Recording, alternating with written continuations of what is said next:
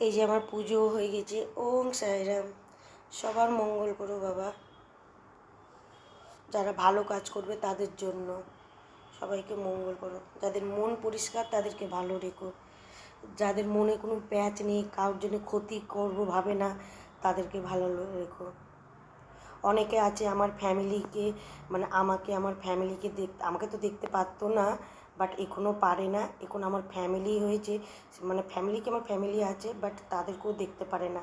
তো যারা আমার গর্ত বা আমার ফ্যামিলির গর্ত খোঁড়ার চেষ্টা করবা, কিন্তু এই দেখো আমার বাবা আছে, সেই গর্ততে তোমরাই পড়বা। তো আমি আশা করি তোমরা যাতে সবার ভালো করো, আর তাহলে তোমরাও ভালো থাকবে। নাহলে এই যে আমার বাবা স্বয়ং বসে আছে, শত কোটি বিশ্বাস, আমার বা আমার ফ্যামিলির ক্ষতি যে করার চেষ্টা করবা, তার জন্য আমার বাবা আছে। আর যে আমার গর্ত করবা, সেই গর্তে তোমরাই পড়বে। এবং সেইরাম। তো দুপুরের জন্য আমার খাবার রেডি করা হয়ে গিয়েছে। এই যে এখানটায় নিয়ে নিয়েছি ভাত, দুটোতে ভাত আছে, আর এখানটায় হয়ে গিয়েছে এই যে চিকেন নিয়ে নিয়েছি, আর এখানটায় স্যালাড। যেহেতু বাবু এইভাবে স্যালাডটা ভালো লাগে, বাবু আরও অনেক কিছু মশলা দিয়ে ওটা রেডি করবে, ও ভালো পারে, আমি পারি না। তো এইগুলোই আজকে আমি নিয়ে গিয়ে, মানে আমরা তো বাইরেই বেশিরভাগ খাবার নিয়ে গিয়ে বাইরেই। Hello guys, good morning. Om Sairam. তোমরা কেমন আছো? আই হোপ তোমরা ভালো আছো, আমিও ভালো আছি। তো আবার একটা ব্লগ নিয়ে চলে এলাম। তো ব্লগটা তোমরা দেখতে থাকো, আর যতটুকু পারবো ততটুকু তোমাদেরকে শেয়ার করব। তো অনেক আগেই বেরিয়ে গেছি, সেগুলো বাড়ির ওইগুলো ভিডিওগুলো নিতে পারিনি। তো দেখো যেগুলো নিতে পেরেছি সেইগুলো হলো চা বাগান। দেখো কত সুন্দর চা বাগান। তো যাই হোক, এখানটা একটু বাবু দাঁড়ালো, যেহেতু অনেকটা পথ বেরিয়ে গেছি।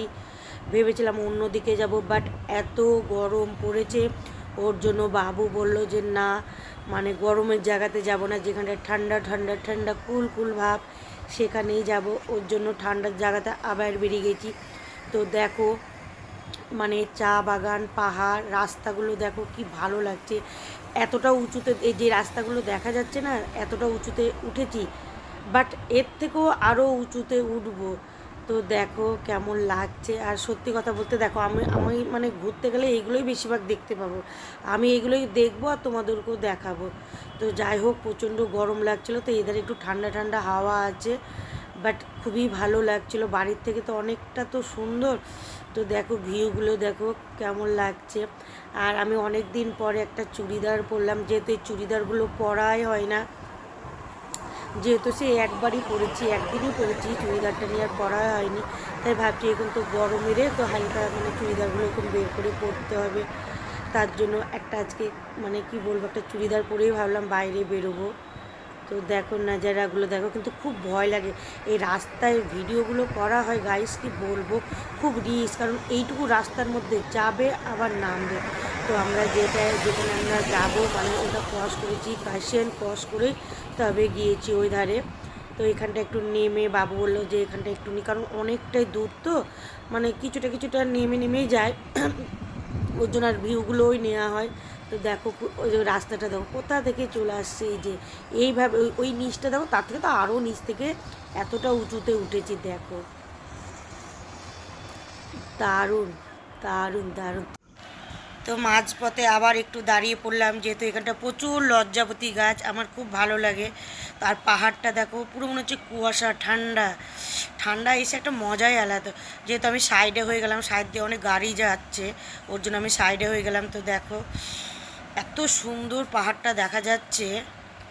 তো তারপরে মানে কাশিয়ান, বিদ্যা পার্ক সব পেরিয়ে চলে এলাম এই ধারে। মানে মানে ভিউগুলো, সব ভিউগুলোই সুন্দর, বাট এই ধারে কি একটা আমার সুবিধা, যে সব টাইমে এখানে গাড়ি ঘোড়া যায় না।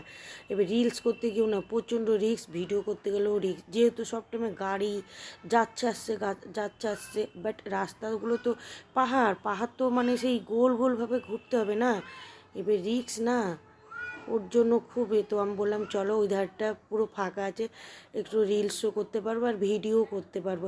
তো যতটুকু পারলাম ভিডিও করছি, আবার ওর মধ্যে রিলসও করছি। তারপরে চলে এলাম, তারপরে ওখান থেকে বেরিয়ে আবার চা বাগান নামলাম, চলো একটু চা বাগানে, এখানটা দু একটা রিলস করেছি, বাট তারপরে আমি ওকে আবার বললাম যে চলো একটু ব্লগও করে দাও, না হলে কি বলতো दिल में दर्द सा जगा है, कांटा सा कहीं लगा है, मोहब्बत ये नहीं तो क्या है। ওরা তো বড় নয়, লম্বাতে তো শেষই নেই। তো দেখো কিভাবে গাড়িগুলো বেয়ে বেয়ে ওঠে আবার নামে, মানে যেভাবে বেয়ে বেয়ে উঠে আবার বেয়ে বেয়ে নামায়। বাট তাও রাস্তা কিন্তু আমার ভালো লাগে, আবার ভালোও লাগে বলি আবার ভয়ও লাগে।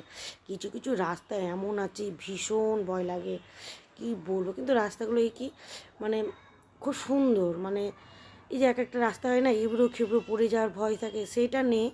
আবার নেই বলাটাও ভুল, আছেও, বাট ওইধারে আমরা যাইনি। আর এত গরম পড়েছে বলে বাবু বললো গরমের জায়গায় যাব না, গেলে ঠান্ডার মধ্যে যাও যদি।